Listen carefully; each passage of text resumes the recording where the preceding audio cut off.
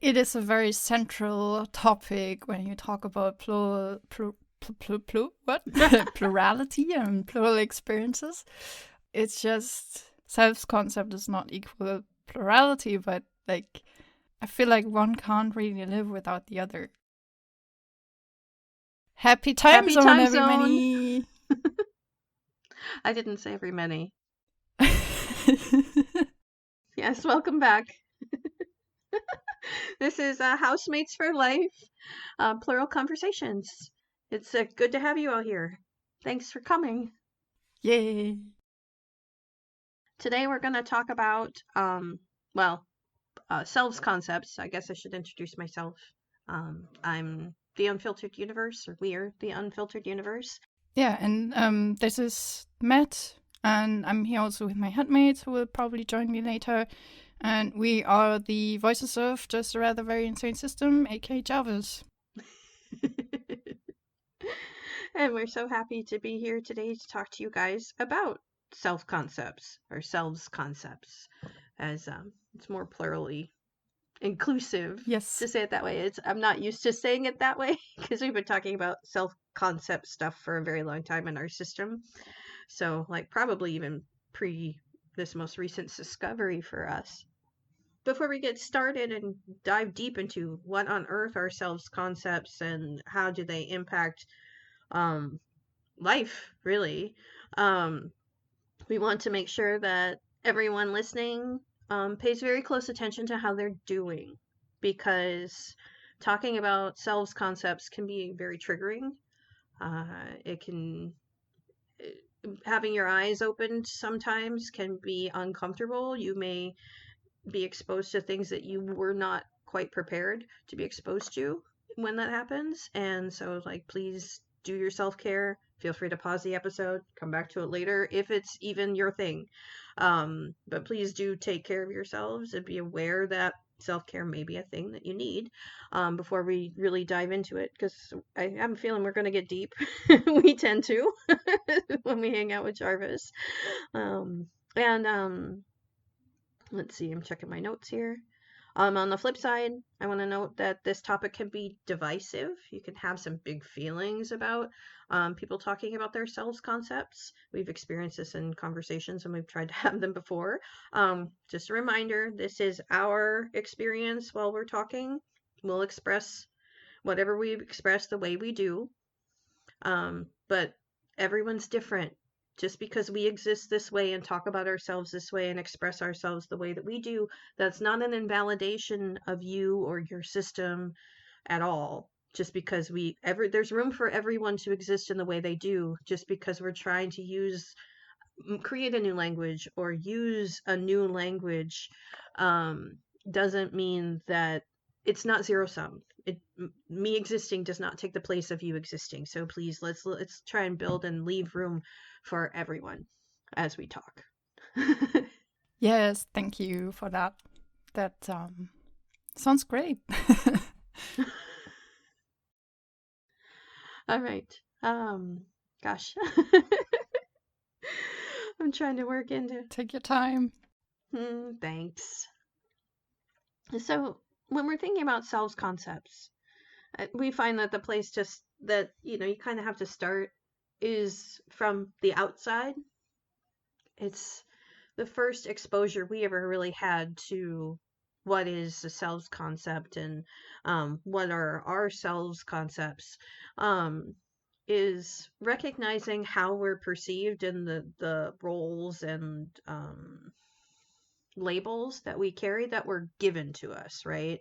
Singlet, which we didn't know, you don't necessarily, you carry it with a invisibly because it's just a default setting that no one, that until I guess how do you talk about that? It's just what everybody else expects. It's a society is built where there are no plurals. No one talks about plurals or includes plurality in the way they talk about things. And if they do talk about it at all, it's like completely negative, and it's all of that. So you got the singlet label that you carry around. Everyone looking at you from the outside doesn't know you is going to have that. Then also there's like the gender labels and the um the class and all that kind of stuff, all of those cultural things that people are going to assume about you by seeing you. And then there'll be the other things that people assume about you because, they know you at least a little bit in some ways. But the thing is they will only know what you express. And the selves concept is when you actually contemplate what you've been handed, what, the labels and things that you're given, and see how those resonate with you. It's like, to use the terms I know from the trans community, right? Is it euphoric or dysphoric to sit with this concept or this label? Does it fit? Does it resonate with how you feel about yourself, or does it conflict with how you feel about yourself? Do you embrace it or do you fight it? Or is it meh for you? What is meh? Meh is, thank you, we forget, that's a term we use systemically for ourselves. And meh is just the middle, the peace, the place where when you let go, where do you flink? If you're not fighting and you're not moving, you're not going anywhere, you just stop. If you stop and you're completely relaxed, where are you? That's meh, right? The middle, the spot where you stop. And when you're in that place of peace where there's no need to move in any direction because you're not, being imposed upon. Gosh, we got too deep, too big. I'm having trouble accessing the words now. But yeah, once you are centered in what you would want for yourself, your peace, because it's like you can't find it well until you contemplate it first. You have to acknowledge where you don't fit the mold you've been put into. And that's where the selves concepts becomes kind of important. You figure out where, how do I feel about, being labeled female? How do I feel about being white, being American, being tall or short, which we are short. We are short embodied, about how old we are, about other roles, relationship roles, about being a mother, being a daughter, being a sister, being a friend, all of these things, what kind of worker am I, blah, blah, blah, blah, blah. And then, that's a lot. That's a lot. And when we start thinking about it, our plurality really starts showing up. So, it's like once you're um, really discovering where you would sit and then discovering how you feel about each of these things, um, we realize that, well, we don't feel the same way all the time, but we also feel more than one way simultaneously, which, the more we delved in, the more a plural experience that became, and the more complicated a plural experience that became. And we're still doing a lot of work to sort that all out. Oh yeah. Same. For us, it's been helpful to use um, the point of contemplation. The anchor is the body, even though we don't consider ourselves our body, because that's the one thing that we all recognize, is that we have our existence in this physical plane exists through the conduit of a body that we all share. Mm. And even that is very plural, actually, which my headmate Yuri will talk in a minute. But I wanted to first refer to one of our older episodes, because when we started this podcast project by ourselves, also one of the first episodes I think we recorded was about identity, how we perceive identity. And so yeah, it is a very central topic when you talk about plurality and plural experiences. It's just, I don't know, it's not the same, like selves-concept is not equal plurality, but like I feel like one can't really live without the other, And what we concluded back there in that episode, and really that episode was really just touching the surface of it all. Oh, yeah. And I doubt that we will cover it all in this one episode here. No. But what we kind of concluded in that episode back then was that there are two ways of identities. Like, one is being identifiable from the outside. Mm-hmm. And the other is like what we would call self-concept or selves-concept is how you identify yourself, how a self-aware entity can recognize itself. Yeah. Like, however that looks for you individually may be very different. Like, not just from system to system or from handmade to handmade, but we would say like any sort of marker or I don't know, a recognizable thing. Yeah. Where you're like, yes, this is part of me, or this is me. That's like part of your self-concept, right? Right. But yeah, as I said, it's a super subjective experience. It's like asking how to describe existence or consciousness, self-awareness. Like, Which we do. it's so vague. Yeah, I don't think this particular episode can encompass that stuff, because it's like we got to start someplace. And yeah, we started thinking about this with, well, who are we and how do we decide who we are and blah, blah, blah, blah, blah. And yeah, that's identity. How do you know who you are? And it's like, that's such a big question, right?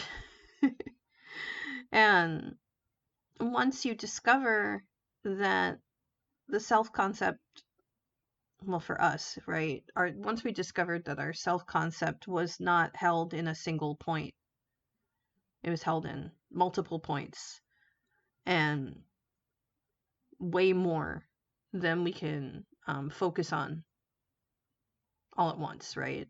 It's like we have more going on than we have the capacity to pay attention to in a body sort of sense. And that was confusing. It still is really confusing. Oh yeah. Right. Yeah, it's really confusing, but for us it's more confusing in the explaining rather than in the experience of self. Like, it's our normal, so it's not confusing in that way to us. It's more confusing trying to picture what it would be like not being like that. And we really have to cope a lot with the idea. It's like, oh my gosh, what we really actually have trouble with and are confused about is how singlets do it, not not how we do it. And yeah, how do they feel about themselves when they only get to feel one way at a time? How does that even work? How do you do that? I don't even think that that's how their experience actually works. I mean, I can't speak for singular people, and I definitely can't speak for all singular people, but we do believe that most singlets actually can feel multiple things simultaneously. But I guess, like, again, it's so difficult. Like, for us, it's so normal to experience ourselves as separate identities, not always completely separate as we blend and blur together, but like, at least in our system, we have that experience of being singular in a way. Like right now, I'm at front, and I feel like I'm mostly alone at front. I have a very tight grip around our control panel of this humanoid suit. So I feel like I can like extrapolate the experience that I have right now onto singular people and be like, okay, this must probably be what it feels like to be a singular person, but just all the time without ever switching, or only very gradually switching over years as people change, and transform. But yeah, coming back to the body and the unifying point thing Mm-hmm. that you mentioned before. So Yuri actually wrote some notes down. I wanted to briefly talk about this, I guess. I'll just let her switch in, Okay. and this will take a few seconds, I guess. It takes what it takes. You just let me know. Okay.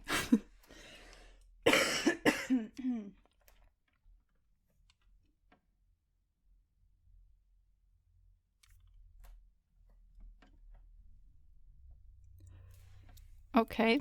I think I'm here. It's very difficult for me to switch in because I do that so rarely. Like Madeline will get to switch a lot in front a lot, Mm-hmm. but I do that only very occasionally. Well, welcome. Hi. It's lovely to hear your words in your voice. That's amazing. Yay. So what I noted down about embodiment, and I think this is also like something I think that is worth a whole episode talking about embodiment from a plural perspective, because when I talk to other people, like singular people, then I don't know, their perception or their description of the soul or spirit or ego, or whatever you want to call it, together with mind or body, seems so different than my experience or our experience. And I don't know, for me, it's so natural to feel like I'm part of something that is much bigger than myself. And like, I'm not just talking about it in the sense of nature or the universe or whatever, but like also like I'm not all there is to my body and my mind. Like Right. I am I'm this one ego, this one perceiving being, entity, or whatever you want to call it. And then there's the body, which from a biological perspective is its own plural system in a way, because the body is an ecosystem, right? We have all these microbes living in our guts and on our skin, and they interact with how we perceive our world around us, how we feel about the world around us. Like there's like this ongoing exchange of beings all the time on our body itself. And then the mind is, to me, it's so natural to think of it as its own ecosystem, right? Like I think that's also why plural systems are called systems. Yeah. Yeah, that's that's just a side note I wanted to add here, but I think that's all that kind of body mind dynamic is worth a whole episode on its own, I think. Well, sure, but we can pull it right back into because of that, because of the difference in the way that we experience embodiment. You know, we, for lack of better terms, kind of wear our body, use our body, but we are not self identified as our body, which is not uniformly the plural experience, but it is a common experience in plurality. As we've talked to more and more plural people, we've found that a lot of people can really relate. A lot of systems, have mates, can relate or share that experience of embodiment being a part of their experience, but the body themselves not being a representation of themselves. And I think that plurals give an opportunity to really think about self-concept in a different way because of that kind of an insulation or separation from embodiment. There's place to think. There's, space to be that isn't limited at all by what the body looks like or the labels that the body holds. I'm just thinking. Yeah. Yeah, so I think that it was one of the first conversations we actually had when we found out about our system, and we were talking about it to our singular friends, where for the first time we noticed this significant difference of relation to body. Like we asked our singular friends how they relate to their body or how they identify with their body. And for them, that was so clear and natural, where I'm like, oh, really? A bit like discovering that your concept of gender is so completely different from everybody around you, and like you never notice because you always assume it's the same for others, what you experience. Mm-hmm. And then to have the experience of your body doesn't just contain your experience. It contains a lot of different layers of experience simultaneously. Mm. And that's just, and that's like, oh, I have an experience I have no language for. Now what? It doesn't change the fact that that's my perception and that is my experience. But now I have to find language for that if I want to express that to anybody else. And that's that's the tricky bit we find, is not that I need everybody in my life to understand the nuances of my system, like, at all, or even um or even um be accepting of the concept of my plurality in a lot of ways. We don't need strangers to do that. We don't need like any, like, if my grandparents were still alive, any of them, I would not need them to understand my plurality in any way. I could figure out how to navigate my grandparents and get my needs met without that interfering. But still, to hold that for ourselves and to hold space for ourselves so we can find what we need in the world. I don't know. I mean, really, what I'm kind of wanted to talk about at this point, which I don't know how that fits in with what you're thinking, Yuri, is it's just reading my notes here, is like success discovery for us started with expecting headbaits to mirror the traits and self-concepts that we'd had in the body, or that we'd attached to our body, and then finding out that there was more. And the more we listened to each other, the more we found out that we have headmates and experiences that are completely not embodied at all. We have, our people that in our system that, that concept isn't limited by the physicality. There's lots of them have no gender. Lots of them, don't have the embodied experience as a part of their self-concept at all. Mm. Including like not understanding what time is or how it works. Forgetting that bodies have needs; they don't just exist. Yeah, we have these kind of candidates too, but also only like after learning about plurality, we actually felt like they were allowed to exist in that way. Mm-hmm. Like they always had an effect on us collectively, but like we had language for it, but it was a foreign language. We were trying to explain things in the way that is commonly done so in society, in this very singular based society. And then discovering plurality felt like we had so much more vocabulary to define these things. It's so hard to talk about it, right? Mm-hmm. But like conceptualizing, I mean, I guess it started also with me discovering that gender is not a fixed thing, or rather discovering that other people perceive it as a fixed thing.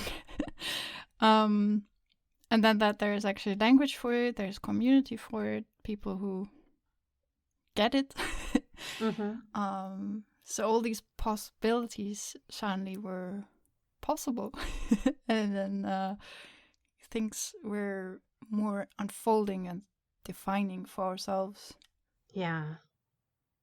It's just, sorry, we're losing track here a little bit, but that's okay. Getting into self concepts is deep stuff, and a lot of us have a lot of opinions, and Yeah.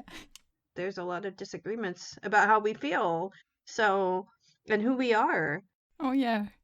Like we have Will sitting right behind us being like so ready to chip in at some point because he has very in many ways different opinions on things Mm-hmm. that I feel, or also when you guys you send us the notes for this episode, right? Like things you would like to talk about, and we had so conflicting opinions that we were like, okay, we can't do this collectively. We need to take notes separately and talk about it in our separate voices, because otherwise we just stepping onto each other's foot, and that's usually what happens in our day-to-day daily life, right? That we okay, I think this is Will switching in right now. Bye. I will. That's basically what happens to us like every day, especially talking in singular settings where we kind of have to either pretend that we are singular because we're not out, or being around people where our plurality seems to have no importance in a way. And then, like, all our thoughts and opinions just always gets mushed through this one filter called our mouth. Yes, the expression point, isn't it? It's like using the body. At some point, you recognize that the body is just the expression point, and it's where we become visible in the physical. And Mm-hmm. outside of that, um, sorry, we're triggering ourselves, even trying to express it. It feels almost dangerous to express. And we shouldn't have to feel that way about our selves-concept, you know? No. But we've literally been punished the majority of our life for expressing our true selves, for being our plural selves. So it makes it very hard to do. Our defense mechanisms are, very heightened right now. And we're pushing through, we're, trying to work with them to show them that it's going to be okay. But until we do it, they're not going to believe it in a lot of ways. So I'm not even sure who's all, upset right now that we're trying to talk out loud and be recorded. Um, Talking about how there's a lot of existence to us that's not visible when you see us, and if you're not listening carefully, you can't hear it. It only exists inside us. Mm-hmm. But the thing is that the control from the outside doesn't reach inside. Nobody else has any say in who we are, only how they think about who we are or how they judge who we are. And the only way they know is via our expression, Mm-hmm. So it's like, oh, so it feels like, we're having our actions judged, but they're acting like they have control over what our soul looks like, or ego, or whatever. It's like, but the thing is that self-concept isn't something that somebody else can perceive for us, and it isn't something that anybody else outside, well, anybody else besides you, whatever that means, have access to. The reason that we're going to say it like we're talking to one of our headmates, right? It's like the only reason that you know you exist is because you do. And if you feel a resonance that is obviously a different resonance than the resonance we had a little while ago, it means you are a different you.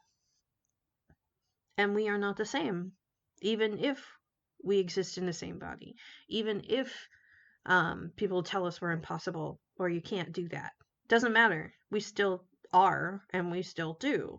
Their opinion is ridiculous. It doesn't matter. In fact, it gets in the way of us being able to work together better because It's, us inserting someone who can't conceive us or perceive us, trying to tell us how to do it. Like, buzz off. My self-concept actually doesn't have anything to do with you. So, if you have a problem with our behavior, make it about our behavior. Don't make it about our self-concept. Our self-concept, honestly, is none of your business. The only reason we're sharing it with anyone is because, it's because it's nice to be seen as you really are. And it's nice to have space for who you really are. And I don't think I need to be ashamed of who we really are, even if it doesn't make any sense at all, right? Yeah. And we're not ashamed of our self-concepts. Even if we do have headmates that are animals or angels or all kinds of other things that other people would label as crazy, that's just who they are. They're not trying to fly in the body. They understand the limits of physicality if they get that far. We never have a snake trying to drive a car. That's just not how that works. I'm just thinking about Matt right now, that he sometimes forgets the limits of our body and then kind of overdoing it, thinking he's much more stronger than our body actually is, and straining our muscles, and he tries to be careful, but yeah. Just a side note that just came to my mind. Oh, yeah. Well, and of course that stuff happens. And if we're not careful and we don't look out for one another, there's always the possibility of some sort of delusion, right? Where headmates forget that they're headmates, and then they expect things out of the body that the body's just not capable of, or don't match the reality of the body. And it's like, well, we can't change that either, So all we have is a self-concept and a relationship to a body and life, both of which exist, and we have choices around them, but none of that is actually in our control either, right? It's like we can control the directions that we go in and the choices that we make about expression, but where our self-concept resonation points are, and where we find ourselves at the current moment in the body life, this is where we are. So much of it is based on systemic things, and things that previous generations probably would have called fate, but really, it's like, no, we were born in the place we were based on a lot of factors that weren't even in control of our parents or their parents' parents or all that. And you look at generational trauma and how much power anybody really has over their environment. And it's a lot less than especially Americans culturally project, right? It's like, my vote counts. I'm like, well, yes, but only as much as everybody else's does too, right? so, so yes, you matter a whole lot to you. And that's beautiful and wonderful, but it doesn't mean that you get to change the world all by yourself. And it's tough. Sorry, we're getting all over the place because, yeah, this is deep stuff and it's hard to focus Yeah. on surface, to express it while thinking so deep at the same time. But one thing you said before, that only you have access to yourself, or something like that. Correct me if I misinterpreted that. But it reminded me. So I took some notes on that part. Is that our advantage as plural system, at least in our case, is that we have actually access to other self-concepts. So I can perceive my headmates, and they can perceive me, kind of both from the outside and from even within. Because we can share our experiences, our thoughts and feelings, Sure. And that helps to gain perspective. So, for example, I know for a fact that there are other possibilities beyond quote unquote myself. Um, so, and like this is something that I often notice in conversations with singular people or listening to singular people talking about their experiences. It's often very limited to their experience. So if I take, for example, the being aromantic, for example. So I'm aromantic. I don't really have access to romantic feelings in that sense that other romantic people tend to do. But I do know what it feels like to have romantic feelings. Oh, yes. Like, because I have my hatmate Matt, for example, who's all over the place, who gets crushes all the time, you know? Mm-hmm. Yes, you do. Sorry, I'm just nodding really hard.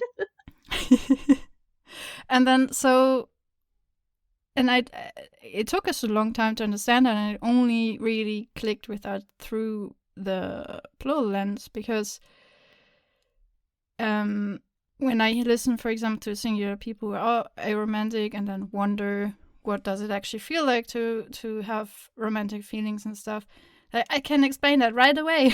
You know, I have some reference for that. I have that experience in a way, even though it's not my own experience. But I know what an aromantic person might actually feel like. I also know what a cis woman feels like, even though I am clearly a dude. Right. And stuff like that. And this is only talking about attraction and gender and stuff, but there's like, it was just an easy example, but there's like a whole lot of these experiences that even though they're not part of my personal self-concept as an individual, I still have access to other people's self-concepts. Sure. And the other way around, I can see myself from the outside, from like through the eyes of other people, and like in a genuine way. Like, you know, I can talk to people. People can tell me what they think about me or whatever, but I can never really truly see what they actually see when I look at me. But when I listen to my handmaids, they have a very, like, I can genuinely feel what they feel or think when they look at me and how I look to them, because from the inside I'm a mess. I feel like I'm a total mess. I have such a hard time to get a grasp on my personal self-concept. But like Matt has such a clear idea of who I am. Mm-hmm. And so I can see that through his eyes, and it makes sense, and it feels genuine. Sometimes, depending on what mood I am in, it's really hard to believe or understand or... Well, and you also can argue with him too. You know, you don't have to accept his version of you Oh, yeah. I mean, as your version of you. You know, and that's like that's to add complication on top of what singlets would experience with just themselves, right? It's like, oh yeah, and I am in disagreement with myself about some of this stuff. And yes. Oh, yeah, don't worry. I give some pushback when I need to, but most of the time, I'm very glad to have that kind of more grounded, um, I don't know, version of myself, even though it's yeah, not what I feel or see, but uh, it's it's kind of anchoring in a way. yeah, we appreciate that perspective, and we regularly support each other through things, but we don't. It's hard to talk about anything for us as C because like we're really not visual. Like most of it, like so many systems know what their headmates would all look like and whatever, and we only know what we feel like. We don't own the visual most of the time, I guess. we don't know what we look like. We don't really care. We are more into the experience of being embodied rather than in, um, gosh, what do they call that? Wow, I'm definitely not that other headmate. Just, Welcome. yeah, thank you. It's just, optics. That's what it's called. It's called optics. You know, like we have some that are pretty into optics. Like somebody in our system is very into costume design. Like they know what uniform we need to wear for what occasion based on what we're trying to say.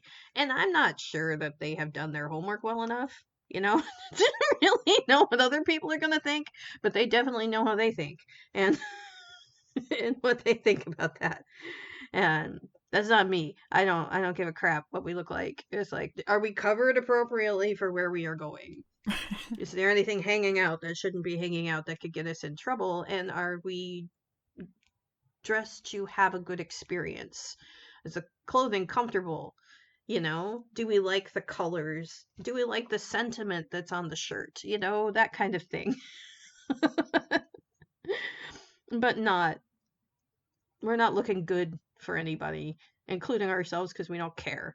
And, you know, of course, that comes across to people who live on the outside. And, you know, then we deal with that. But our self concepts, for the most part, don't extend into being all, this is what I look like, and I live the way I look. I'm like, oh, yeah, some people are into that, but most of us really don't care. The body is here to get us from place to place and to accomplish tasks. That's actually a good point because maybe I let Matt talk about it himself. Wait a sec. Okay. Uh-oh. And we had a feeling that as those words came out of our mouth, we're like, I bet Matt has something to say about that. He regularly doesn't Yes. appreciate that we don't like fashion. And I'm not saying that all of us feel that way. It's only, but the ones who are deep thinkers who want to make a podcast, it's just, yeah. I know. I mean, that's the thing. That's the thing I want to say. Is like my headmates, they don't have any sense of fashion. I swear. It's like... No, they. So this is Matt, right? Right, of course. So I had no clothes. I had no clothes when we became aware of our system. I was like, one morning I was fronting alone and I'm like, yes, finally I can dress up how I want. And then like looking through a wardrobe and be like, but there's nothing that I personally own, you know. And so the first few months I was just going out shopping clothes. And you know, from all of my headmates, I relate the least to our body, right? Like, I mean, excluding all these kind of ethereal, spiritual kind of beings in our head, but from those who actually front embodied here, I'm looking the least like this body. All my headmates have the same hair color, matching this body's hair color, but I had to be different, you know. I had some extra. But still, I care the most about how our body looks. I like to dress up our body. I like to style our hair, even though it's completely different from mine and stuff like that. And it's so bizarre to me because I love looking into the mirror. I love looking at our body. That's not me, you know. Oh, yeah. And we love, well, those of us who look in the mirror, some of us can't. We love noticing how different it looks to us from visual sense to visual sense. Like some of us see the body completely different. Well, of course, you know, the littles are always like, oh my God, we're so old. We knew that was going to happen if we were lucky, but we didn't know that it would hit us like that, you know? But we're like, oh my gosh, you're so old. Look at you, old lady. That's so cute. I'm not an old lady, but everybody's going to think I am, so, you know, I might as well pretend. And I pretend really good, right? Good job. And I'm sorry that we're so inconsistent. No. You know, it's like, and that's the thing is when life doesn't let you practice. That's the whole purpose. Yes. Yeah. do use. We're trying. And, it's like I'm sure listeners are going to be frustrated that they won't know our names and they'll want to. It's like most of us aren't allowed to know the names when we're up front. Like, I have no idea what my name is, but I'm pretty sure I have one, It's like, but it's long-term conditioning, It's like our body's pushing 50 years old now. And, um, if every time we tried to be ourselves, we were punished for that, how hard is it to own any of your self-concept? How hard is it to be yourself when literally everybody's like, no, no, no, that's not okay, or you come to the front and everybody's mad at you all the time because you're inconsistent. You feel unsafe to them because you're not consistent, and they don't have a good explanation as to why you'd be that way. And when you try and give them one, they tell you that's impossible.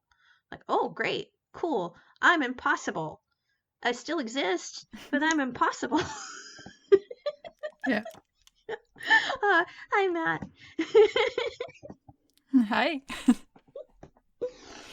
Hi. Do you find it uncomfortable to not have a name, or is it more the pressure that people expect from the outside from you? Oh, that's a tough question.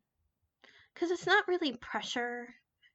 It's more like a grief, honestly. Mm-hmm. It's like connection that other people can have because they can have a name, you know? But also it's kind of not fair to people on the outside. If like people on the outside do a lot of work to get to know us and then we haven't discovered our switching cycle yet, it's like I don't know when I'm going to be back. So is it fair to ask anybody else to try and get to know us individually if we can't promise we're ever coming back again in a timely manner that you'd be able to see us, right?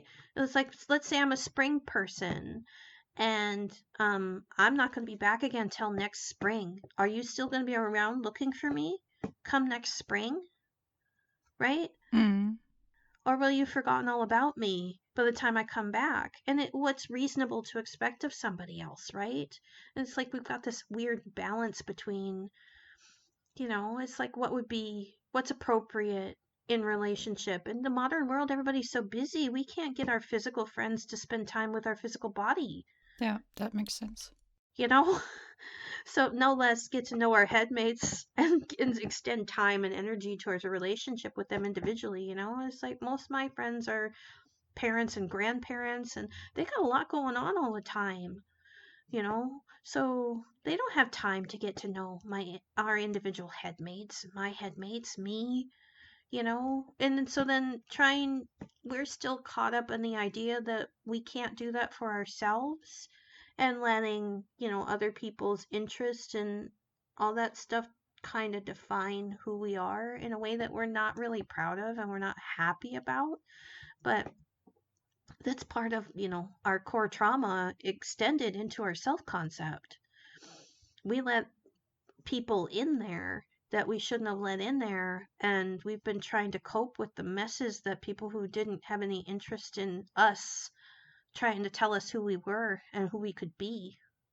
In rebellion, we've become all kinds of things.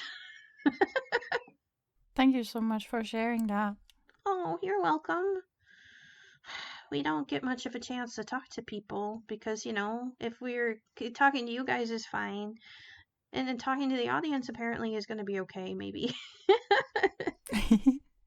I bet all of you have different opinions on that, but I feel like if you feel like talking here, recording here with us, you just do it. Okay. And whatever comes afterwards, we will talk about that later. Okay. Yeah, we really appreciate your friendship with you guys. That's been really helpful. Quite amazing, honestly. Um, so yeah, thank you for having us on the podcast. We appreciate the investment very much. Yeah, we're glad having you here. But that all already sounds like we are approaching the end of the episode. And looking at the time, we do, but we still have so many notes. I know, so do we. It's like if we have to pin it down, it's like we do want to touch at least on just the idea that you know the self-concept is not static. You know what?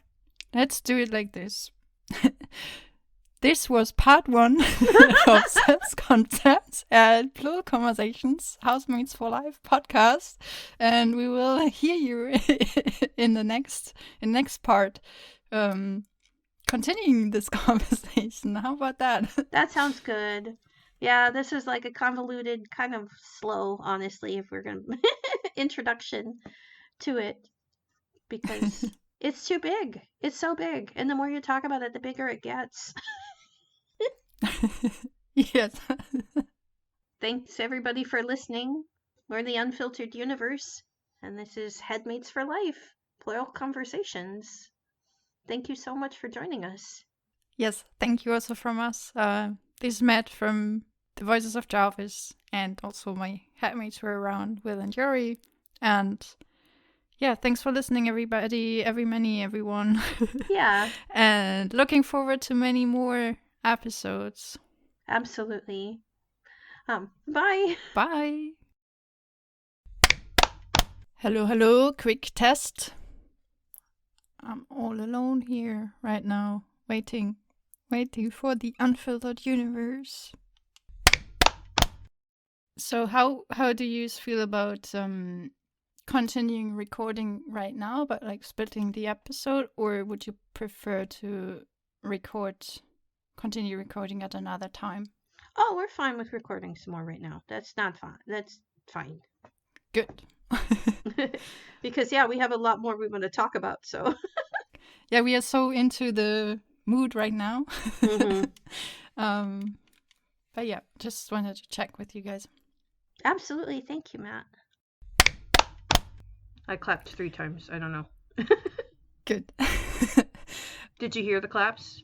I didn't, but I trust you that it will be fine. Okay. I mean, we can figure it out. It's just easier for us in the editing process to just, we can just see where we started together. Right. Oh, yeah. No. It's very visible, I promise. And it's interesting talking about, seeing sound, It's so funny, like when we edit it, we start to see patterns, like we see exactly on which part you're laughing, for example. We know what it looks like when you guys are laughing. That's so funny. When we were recording ourselves having conversations for a while, we were starting to be able to tell different people's laughs apart by the way they looked in the wave signal. So it's just not necessarily who it was, but there was a definite, oh, that's a different laugh than that one. So, and the shape of different people's voices in our body it's different. It looks different when you can actually see it. So it's interesting to be able to have that visual confirmation of the difference that we could feel, right? Totally. Also between me, Matt, and Will, like my spikes are always like, my audio is always hitting almost a max. Like I'm yelling people's ears off, and then you see like Will's in comparison almost only half of that.